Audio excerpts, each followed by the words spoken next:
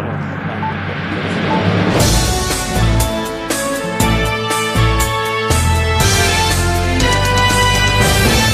இன்றைய நாளிற்கான முக்கிய செய்திகள். அனைவரும் ஒன்றிணைவதற்கான தருணமாக அமைய வேண்டும். சுவிஸ் ஜனாதிபதி அழைப்பு யவுண்டேவில் நடைபெறும்.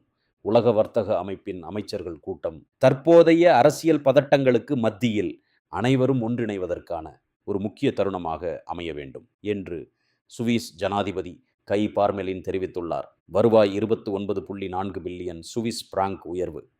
4 முக்கிய துறைகளில் கவனம் செலுத்தும் மைக்ரோஸ். சுவிட்சர்லாந்தின் முன்னணி சில்லறை விற்பனை நிறுவனமான மைக்ரோஸ் தனது வணிகத்தை மேம்படுத்த 4 முக்கிய துறைகளில் கவனம் செலுத்தப் போவதாக அறிவித்துள்ளது.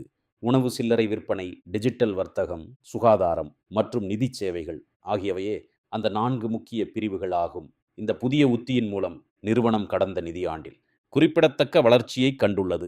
மைக்ரோஸ் குழுமத்தின் மொத்த வருவாய் 1.1% அதிகரித்து 29.4 பில்லியன் சுவிஸ் பிராங்குகளை எட்டியுள்ளது. கிரான்ஸ் மொண்டானா வழக்கு ஆவணங்களை பார்வையிட இத்தாலி வழக்கறிஞர்களுக்கு அனுமதி. ரோமில் உள்ள அரசு வழக்கறிஞர் அலுவலகத்தைச் சேர்ந்த 6 புலனாய்வாளர்கள் இன்று வலைஸ் வரவுள்ளனர்.